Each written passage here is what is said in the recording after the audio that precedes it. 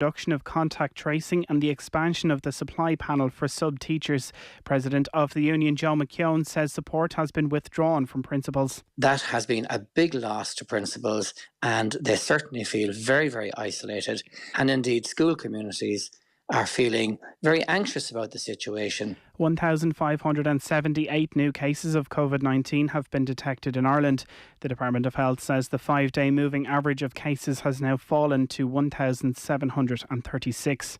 Finally, around 9,000 people are without electricity in North Dublin. 2 different faults are affecting homes and businesses in the Fairview and East Wall areas.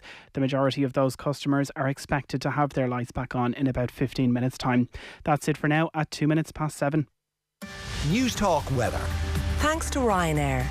Time to book an autumn city break in Paris, Amsterdam or Berlin. Mild and mostly dry for the rest of this evening. Tonight will be quite misty and wet in the west and south, with temperatures dropping to 12 degrees. And now you're up to date on News Talk. The Newsround on Off the Ball with Gillette. Put your best face forward with our new and improved razors. This is News Talk. Well, folks, welcome along to Monday evening's Off the Ball. Joe Molloy with you. We've a great show lined up. Damien Delaney with us across the football show between 9 and 10. Monday Night Rugby with Jerry Thornley and Matt Williams after 8. Big game for Ireland on Thursday. World Cup qualifiers start with Sweden this week. We'll hear from Vieira speaking to the media this afternoon. Meanwhile, Rory McIlroy won his 20th PGA Tour title last night. Landmark achievement. Very few in history trump his tally of majors and PGA Tour titles. And this in the midst of a bad year for McIlroy. He's won twice on the PGA Tour. 53106 is the text number. We are at Off the Ball on Twitter. We'll be chatting to Dermot Gilleese about that around 7:30 or so. Richie McCormack, hello to you. Young Joe, how are you? I am very well. Mr. Eoin Sheahan on the Newsround. Exciting time zone. Evening, Joe. Evening, Richie. I said exciting time zone. Buzzing for this. Yes. Who's more excited, us or you? I think, it's hard to know. Rory McIlroy's back, Joe. Who cannot be excited? Me and Richie are absolutely buzzing for 3 hours of Rory talk tonight. Well, listen, Dermot Gilleese on the way. I won't drone on about Rory, but just one statistic, because the man breaks my heart on a weekly basis now. That's Rory, not Richie I'm talking about here. The man breaks my heart on a weekly basis, and much of Golf Weekly, available on Patreon, is myself and Peter Lowry and Nathan and Fionn hurt, I would say, bemoaning Rory, but deep down it's more upset than anger. And then he comes along, even in this terrible year, and wins twice on the PGA Tour. And so what that win does is moves him to 20 PGA Tour wins, and he has the 4 majors. Obviously, it's been, drought for the last 7 years and counting. But all the same, Rory McIlroy is now just the 6th player since 1934, which was the year of the first Masters. So since golf as we know it really was born. Just the 6th player in history to win 20 PGA Tour events, including 4 majors, before the age of 33. So McIlroy joins a list which goes as follows: Byron Nelson, Arnold Palmer, Jack Nicklaus, Tom Watson, Tiger Woods, and now Rory. So he keeps doing things which put him in unbelievably exclusive company, still just 32. So Dermot Gilleese will talk to us about that.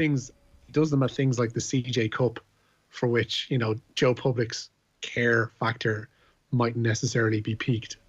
There is that. Now, to be fair, it was on far too easy a course by major standards, but I was 25 under, wasn't it, what that won it? Yes, it was insane. Yes. I was watching the scores roll in on Thursday and Friday on the bulletins, and I was like, well, this is taking the piss a little bit. But what mitigates against that is, of the world's top 30, 24 players were there.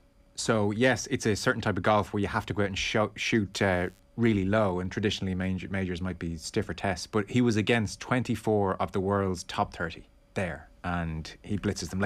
He held off Colin Morikawa, the Open champion, and a resurgent Ricky Fowler. So he wasn't just beating chumps out there, to be fair. So it's interesting. He was saying himself afterwards that on the Saturday evening of the Ryder Cup, he thought he was done with golf for the year.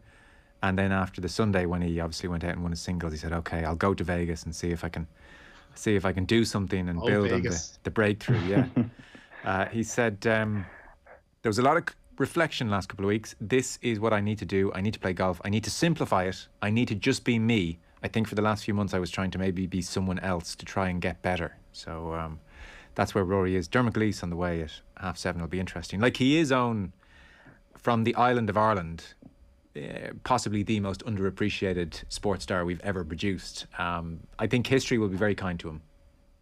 Definitely. I think what's really interesting there as well is the work ethic that McIlroy has for constant improvement. Maybe in time it'll come out in the wash that actually his constant adaptation to the modern game may have actually held him back in some regards, especially over the last 5 or 6 years.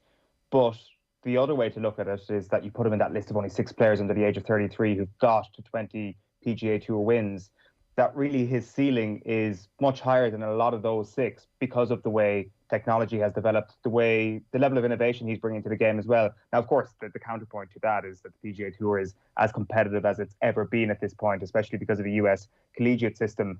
But this sort of era where we had a little tinge of disappointment around Rory McIlroy about this youth, where there were sort of Tiger comparisons coming up, I'm not sure. I'd be quite confident about where his 30s are going to take him over the next 7-8 years for sure, because if he manages to crack this and get a more consistent version of the McIlroy he wants to be, as he says, you're going to have more than 2 wins a year for sure. You just got to hope this happens in April rather than February and October. He's at a fascinating juncture. Like, he's always been an interesting sports person, but now, as you said, it's all about his 30s, should be his peak years. He's either going to kick on and win a couple of more majors, like suddenly 3 more majors, if that's not inconceivable, puts him level with Arnold Palmer, absolute legend of the game, or he doesn't get over the line for whatever reason, and suddenly he's got this career whereby he burned so brightly, so young, won 4 majors in no time. It was Tiger-esque, and then what happened? You know, so it's I mean, that's a big difference there, and we're kind of watching it unfold in real time. So Dermot Gleeson with his 7:30. Meanwhile, Ole Gunnar Solskjaer is, I would think, ahead of Atalanta Wednesday and Liverpool on Sunday, and they don't get much easier after that, the games. I would think he's teetering. Do we say teetering now at the moment? I think that's fair enough. I think Manchester City in that run of fixtures as well that you alluded to there. But what tends to happen with Solskjaer when a rough run of fixtures comes up on the back of a few bad results, he tends to pull something out of the hat. This team tends to pull something out, and it's because he has had teams with absolute quality from the middle of the sticks right the way up to the attack, right the way through his entire reign at Manchester United. And these players will surely get a tune out of themselves at some point over the next couple of weeks, where we will rush away from that teetering position, and maybe Manchester United will as well. I see that there's protest planned for Old Trafford on Sunday. Is that Solskjaer protest? Is that Glazer protest? To what extent are people unhappy with him as opposed to the ownership? And to what extent is it right for all the anger to be not taken out in Solskjaer at this point from a fan base's perspective? I'm not sure, because it feels like Groundhog Day every single time we have this conversation. It does feel a little bit more severe now, especially when you've got Brendan Rodgers coming out on Saturday evening basically saying this is how we targeted you, and it was pretty simple once we managed to figure out that your attack was not going to press us. Yeah, well, Damien Delaney is on the football show later on, and I know we talk about United's midfield all the time, he's putting a lot of the blame on Harry Maguire, who's just continually dropping too deep, and so everything is stretched. Midfielders turn around and fit. Yeah, he wasn't straight, but to be fair, he certainly wasn't fit. And like, as on a general point, I appreciate that. Yeah, it's like but that's a manager thing. Like, surely, if Damien Delaney, with the greatest respect to Damien's career in football analysis, you want to tread unbelievably carefully right now, because we will cut you off. You know where I'm going here. The point is that if people from the outside are able to spot these things, and they do seem glaringly obvious, a lot of them, the problems at Manchester United, their shapelessness in midfield, their, what to do with when Cristiano Ronaldo is your main man, but you're not exactly able to feed him, etc., etc. Like, they're manifold, these problems. We can all see them. How Ole Gunnar Solskjaer hasn't seen them or hasn't addressed them is becoming increasingly more the issue at Manchester United, and his ability, if there is one, to address these issues is like it's under more than scrutiny now at this stage. I think it's all agreed that it isn't there. They're Manchester United fans, clearly don't want him in charge of the club. But the question is then, after that, who do they get? Because it's a point that's been raised on the show numerous times before. They haven't exactly gotten out and gotten the most expensive items from the shopping list when getting a manager the last 4 occasions, really, since Ferguson left. So who do they go for? And because Conte is not going to play the type of football of the candidates that are out there that United fans want to see, essentially. And there's a massive question mark over Zinedine Zidane despite his record at Real Madrid, because he hasn't done anywhere else. So, like, who's to say whatever is next is actually going to be successful? That club is not in a good way. No, these are valid points. He was saying with Maguire, generally it's just that he's no pace, so he drops deep and midfielders turn around and see huge amounts of space in behind them, and it's tricky because Maguire is protecting himself, and Premier League pace will catch him out if he presses up too high. So you got a lot of root problems there. Pogba's a problem, Ronaldo's a problem in certain respects, and it's not an easy job to figure things out at the moment. One last point before we kick off the news round. Owen, did I see a picture of you chatting to Vieira today? That coming up tomorrow? Yeah, out at the press conference earlier on as the Republic of Ireland, I guess, launched their new campaign. It is a World Cup qualification campaign which begins on Thursday night. We're going to have the game on the show. It is Ireland against Sweden. One hell of an opener. Of course, it was due to be Georgia, but that game didn't go ahead. So Sweden is the opener for Ireland in this World Cup qualification campaign. I think we'll all remember the game against Ukraine and how disappointing that was, the 1-0 defeat, and just thinking to ourselves, right, okay, the next campaign, this is a big one. This is a really significant campaign for Vieira, and it's here. It's this Thursday. Herself and Katie McCabe were up for media today, and I'm sure we're going to hear plenty of it in the news round and throughout the show. Okay, very good. We should kick off the news round. There's a lot going on. It is, as ever, with thanks to Gillette. Put your best face forward with their new and improved razors. So, Richie, Michael Reynolds, people may not be aware who Michael Reynolds is. He's Leinster GAA secretary, and he was on with Owen and Ger this morning and was fairly blunt about things and gave his opinions on things. It's a great interview. People should watch it back. It's very lively. And Tom Parsons has reacted. Yes, indeed. The GPA CEO, Tom Parsons, describing the Leinster GAA Secretary's views on Proposal B facing Special Congress this Saturday as not acceptable. Michael Reynolds this morning voices opposition to the league as championship format. Delegates are going to vote on the proposed changes to the football championship at Special Congress on Saturday. And speaking on this morning's OTB AM, Reynolds was firmly opposed to Proposal B. Matt, why can't that work as the provincial championship being the curtain raiser to the entire year? No, it won't. Absolutely not. Why not? Absolutely. Why not? Who would play at that time of year into a championship and be preparing for another championship literally later on? First of all, the very fact that we're all this morning discussing the World Championship, Sigerson of reference. What about under 20 football? That's at least one manager packed it in last year over Hassel, right? That's 2 points. Now, the third point I would make is the 4 provincial finals are scheduled to play around the 2nd of April with nothing at stake. And yet... A trophy at stake. Medals and trophies. That's what... Live in the real world, lads. Live in the real world. Michael, players want trophies and medals. Michael, do they not?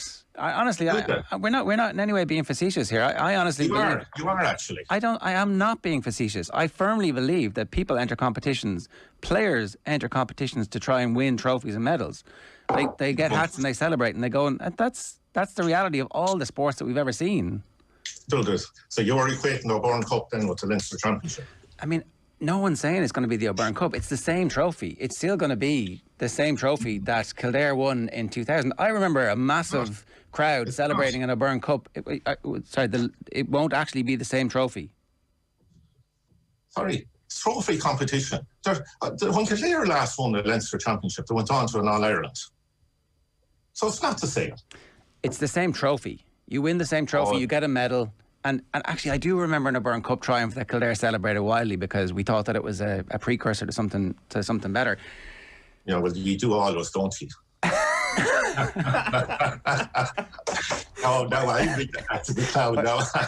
Michael, can I just... We're dreamers, Michael. We're dreamers. Yeah, I have connections in the tie, so don't say too much. There you are, Michael Reynolds, Leinster GAA Secretary. Where do I join his fan club? That's what we need. A bit of straight talking for you boys in the morning, Eoin Sheahan. He saw you coming a long way and he was ready. Oh, he was. He was armed. He knew who he was talking to. The head of the Kildare Mafia was coming his way.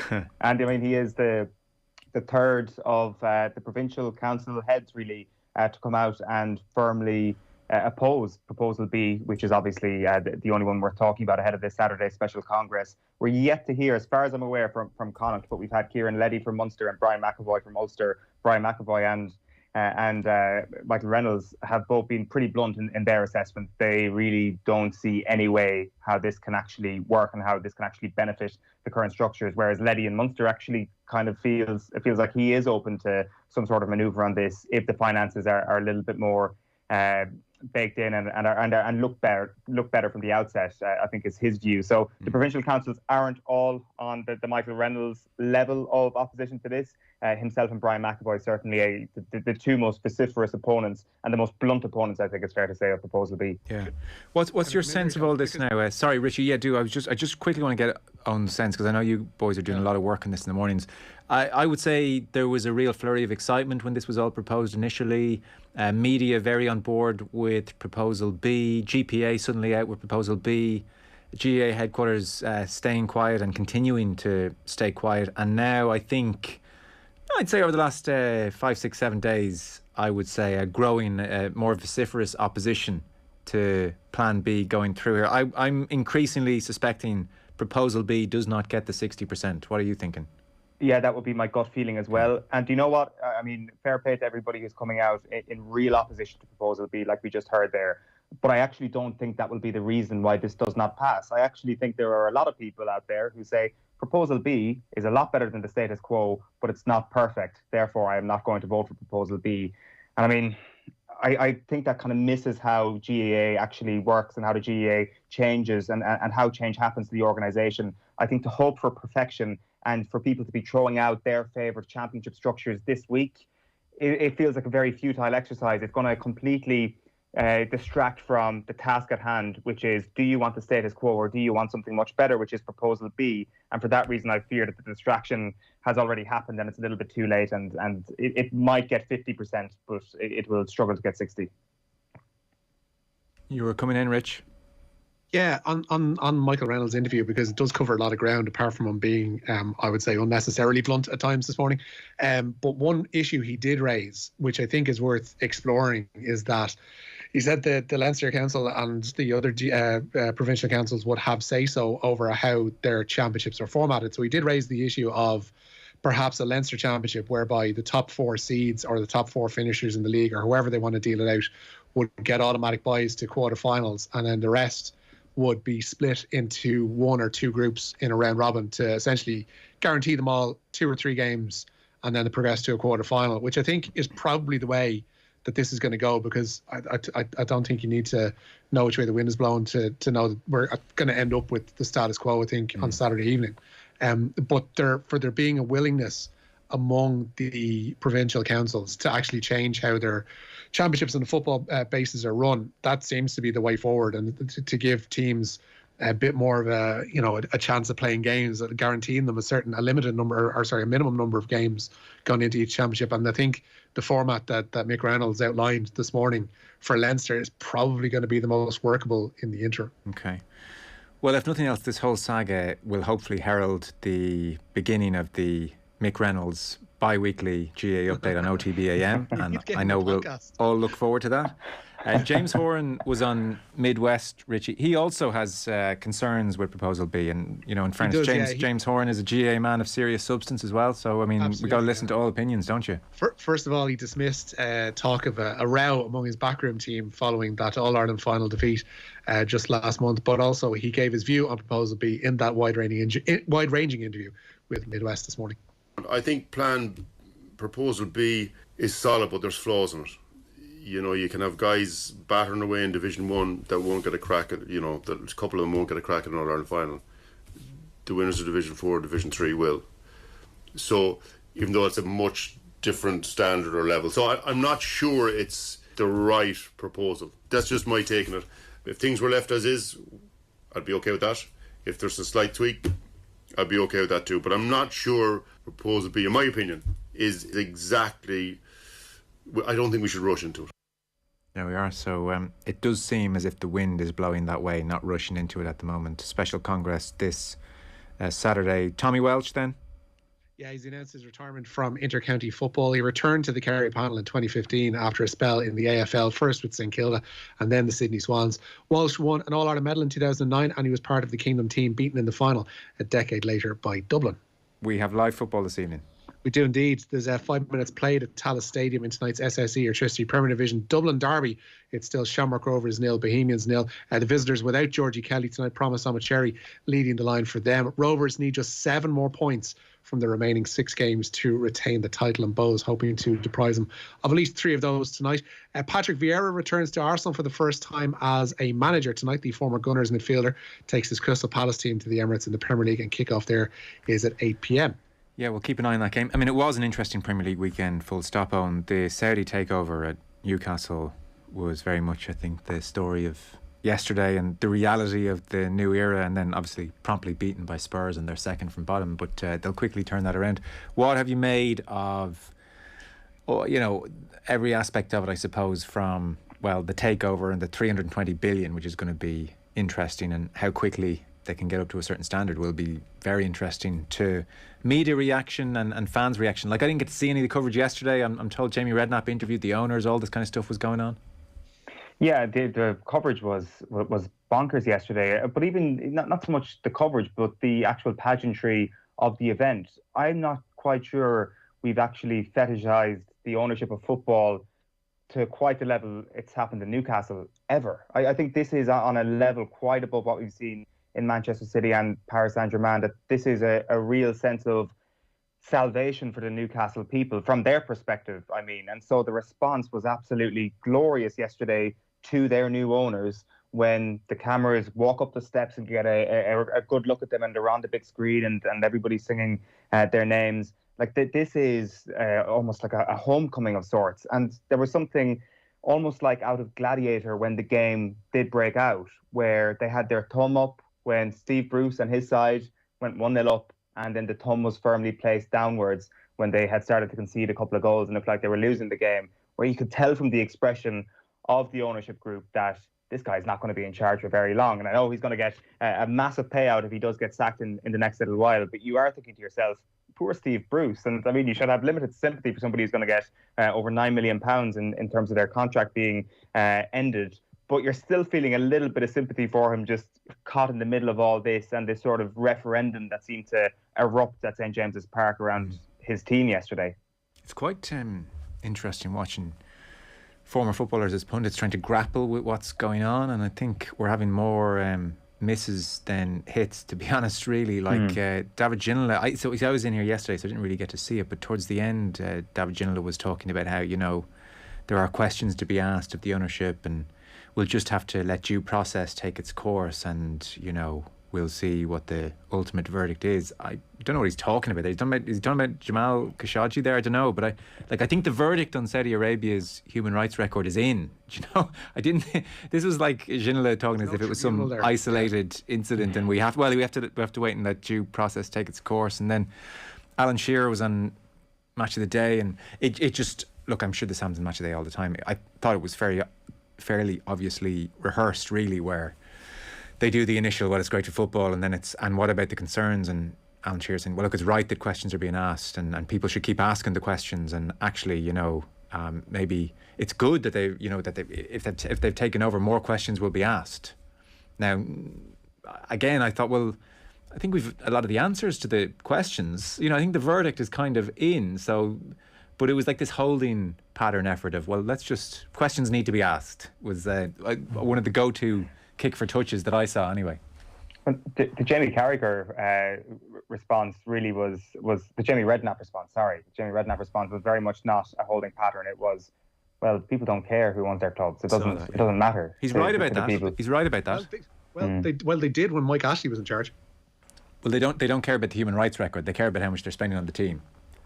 But that's the thing. Like, his point, like, and him being mates with one of the Reuben brothers' family doesn't help either, in his opinion. So like it was real soft serve stuff from Sky yesterday. It was really poor. And the situation at Newcastle is hilarious because they're probably going to get relegated.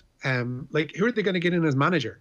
Like, when they do sack Bruce, like, who's going to want to go in there?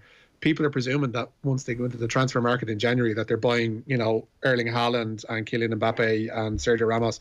They're not. They won't be able to. No. They've a limited number of players that they can actually bring in there to add to like the world heavyweights like Matty Longstaff and Jamal Lascelles and Kieran Clark and Joe Linton. Like, this is a team in dire trouble. It isn't going to get better by 2 or 3 players coming in January, and isn't going to get better by somebody who's going to be a placeholder manager until they manage to get someone better when they can spend proper money. No, There's a shambles there that's only going to get worse. Yeah. Be a few years for sure. There will be some dud signings and some Rubinho types. I was curious because in the Sunday Time Zone, Graham Souness went to town on the takeover and went to town on Saudi Arabia and said, look, cards on the table, I've worked for beIN, but he was saying how, like, compared to Saudi Arabia, their human rights record is championship level and they're top 4. Like, he did use the football analogy. It was kind of a surreal way he had like an English Football League table of human rights contravention. But he slammed the Premier League, and he said, like, when the Premier League come along with their Rainbow Laces campaign or their various other campaigns, like, just be under no illusions, it's all a complete fraud on their part. So he was very strong on it. So I was kind of thinking, if Souness is on Sky this afternoon, this could be interesting. So lack of him, lack of Gary Neville probably speaks volumes as to where Sky stand on the issue. Yeah. Anyway, I guess it's not going away, that's for sure. It's going to return again and again. Do you want to give us a last story or two, Rich? Yeah, brilliant day for Curtis Camphor. He joined an elite club as Ireland made a winning start to the T20 World Cup. He became just the 3rd bowler ever to take 4 wickets in as many balls in a T20 international. Ireland beat the Netherlands by 6 wickets in Abu Dhabi today, and they'll face Sri Lanka on Wednesday. Camphor described his feelings as he prepared for that history-making 4th delivery today. Yeah, my heart was racing quite high, but I just took a few deep breaths at the top of my run and just tried to make sure that I managed my skills.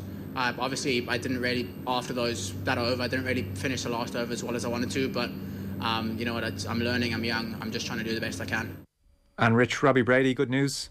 Yeah, he's finally gotten a club. His long search for a new team came to an end this morning, signing with Championship leaders Bournemouth until the end of this season. The Republic of Ireland winger had been a free agent since his release by Burnley at the end of last term. Still scoreless, by the way, at Tallaght Stadium. Shamrock Rovers 0, Bohemians 0.